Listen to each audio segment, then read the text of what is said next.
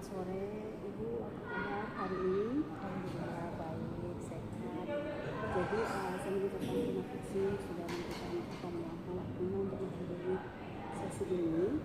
Kemudian ada yang ingin saya sampaikan bahwa semua yang kita bicarakan ini bersifat rahasia dan hanya untuk kepentingan hukum. Jadi tidak usah ragu untuk menceritakan semua hal yang ingin dikeluarkan. Apakah Ibu bersedia melanjutkan sesi ini? Sedih. Baik, apa sih yang membuat Ibu ingin mengikuti sesi konseling ini? Saya merasa akhir-akhir ini menjadi tempat ya atau sekedar teman menceritakan problem-problem yang saya hadapi selama beberapa bulan terakhir. Baik, boleh Ibu ceritakan lebih jauh apa yang membuat Ibu merasa tidak nyaman di hal-hal yang seperti ketika sebelumnya? Belakangan ini saya merasa sedang mengalami burnout di tempat kerja, di mana saya merasa semaksimal mungkin dituntut untuk bekerja, sedangkan impactnya kembalinya ke saya itu tidak, kalau dari segi standar ekonomi itu tidak mencukupi atau tidak rasional dengan hasil yang saya dapatkan. Di sisi lain pekerjaan saya terutama dari 2 bulan terakhir kemarin itu saya sering tugas keluar untuk melaksanakan kegiatan kantor, namun akhirnya ternyata apa yang biasanya kan kalau kita keluar ada SPPD, ada surat dinas, ada segala macam, dan itu akan didapatkan ketika pekerjaan itu sudah terlaksana. Namun lagi-lagi karena ada efisiensi anggaran kantor, dan akhirnya yang tadinya harusnya mendapatkan SPPD dari surat hari bertugas di luar kantor itu diminimalisir dan hampir tidak ada. Nah, itu saya merasa bahwa tenaga kami ini bukan diporsir untuk menyelesaikan pekerjaan tugas di luar kantor, namun dari segi segi penghasilannya ya itu tidak sesuai. Jadi saya merasa pekerjaan ini tidak berimbang untuk saya lakukan dengan income yang saya hasilkan selama 1 tahun. Sejak kapan situasi itu terjadi? Sejak tahun ini sih sebenarnya. Kalau dari tahun-tahun sebelumnya saya bekerja itu agak balance karena kami juga pun tidak dituntut untuk maksimal full day. Alhasil maksudnya boleh melakukan pekerjaan di luar dari kantor karena kita kan bukan semacam yang harus dituntut maksimal dalam sehari. Boleh menyeimbangkan waktu untuk melakukan pekerjaan lain, misalnya usaha di luar kantor boleh. Tapi dengan perjanjian kerja yang terjadi tahun ini itu menuntut kami untuk maksimal bekerja di satu titik, satu tempat. Dengan tidak ada lagi ceritanya waktu untuk membuat atau melakukan menambah penghasilan lain begitu. Karena waktu kita sudah terpakai semua di pekerjaan.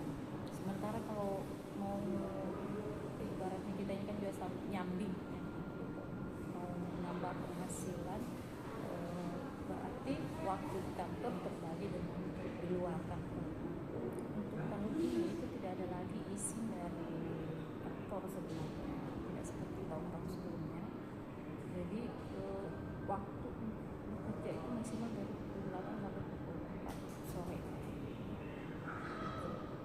Jadi bagaimana dampaknya terhadap pekerjaan dengan kehidupan Ibu? Apakah ada berdampak dari keluarga, khususnya anak-anak atau apa gitu? Sepertinya perlu untuk mencari solusi bagaimana pertama untuk waktu dan tidak banyak dikerjakan di kantor ini. Iya, kalau dari pengaruhnya dengan lingkungan itu jelas karena sebagai rumah tangga juga, sebagai pekerja juga tentu dari pagi saya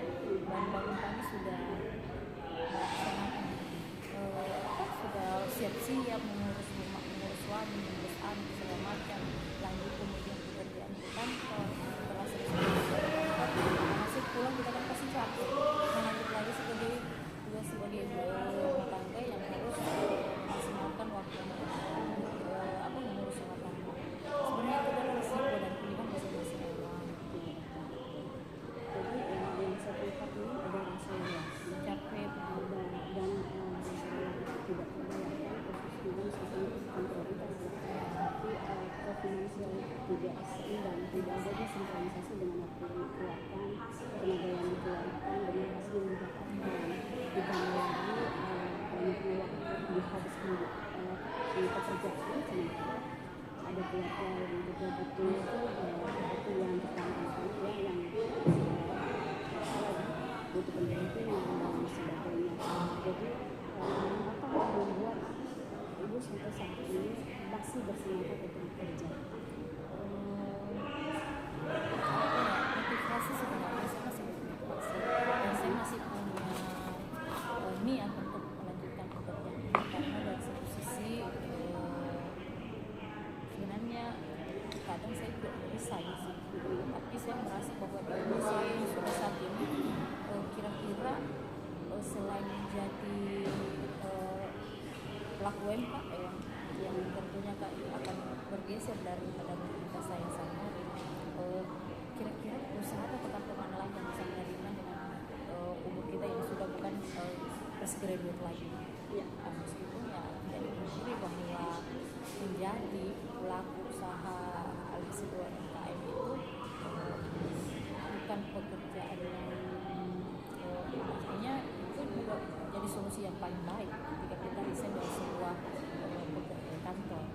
Tapi saya merasa bahwa apa sih yang saya dapatkan kalau saya bertahan, tapi lagi-lagi karena mungkin dari dalam tentu saya juga untuk maksimal bahwa saya sudah bekerja di lingkungan ini dan saya juga sudah merasakan kenyamanan dengan orang-orang di sekitar saya.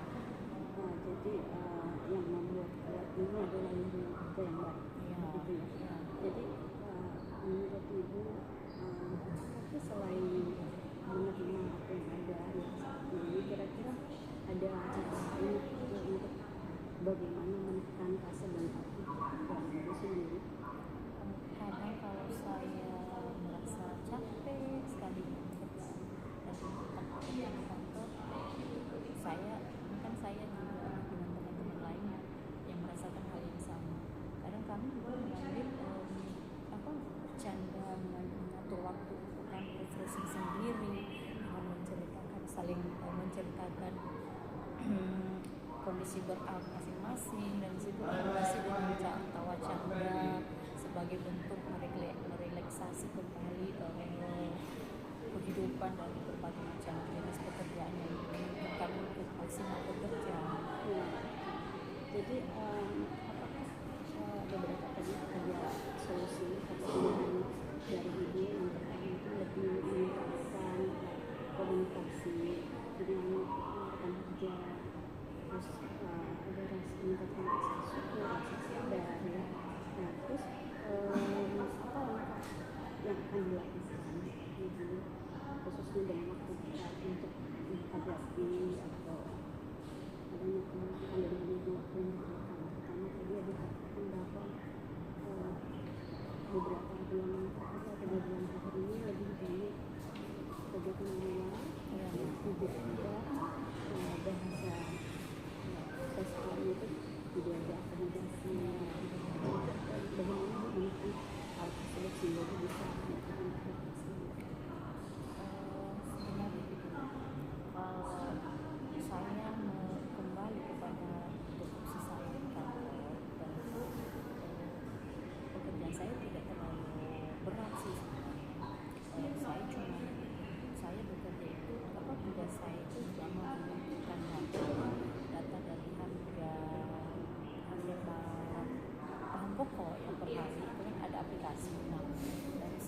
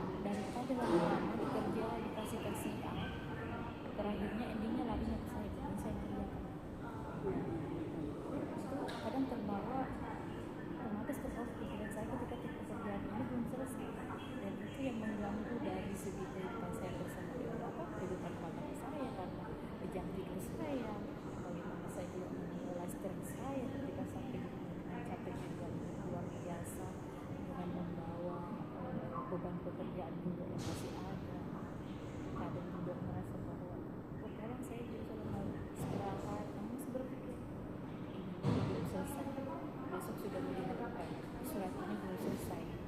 Ya, itu yang membuat saya ketika saya lepas saya juga merasa kasihan juga dengan yang saya sudah dapatkan selama ini, akan ketika saya keluar dan menggunakan sepertinya dan kayak sia-sia sia-sia. Nah, baik. Jadi Mbak Ibu, hari ini kita membahas stres kerja yang dihadapi saat ini. Jadi tadi sudah diberikan solusi. Seperti salah satu yang dikatakan yaitu bagaimana kita adanya rasa syukur, terus sabar dan mungkin apalagi tidak mengingatkan semua pekerjaan yang tidak terstruktur Itu salah satu kelemahan saya gitu. sih. Jadi itu suatu pemicu kegerakan sehingga terjadi seperti ini. Dan bagaimana perasaan Ibu setelah sesi hari ini? Agak sedikit apa ya lega sih sebenarnya. Saya lebih suka lega karena jujur untuk saya menyampaikan hal seperti ini ke teman-teman, saya rasanya menghadapi hal yang sama dengan mereka. Jadi sebenarnya saya merasakan hasil, memberikan hasil juga ke teman saya, rasanya sama, tidak ada solusi. Paling mereka cuma ya apa boleh buat, kita kan cuma begini. Sementara saya merasa saya butuh tempat, wadah yang bisa mendengarkan saya, yang bisa membantu saya memecahkan problem saya. Terima kasih Ibu atas keterbukaannya. Sudah saya diskusikan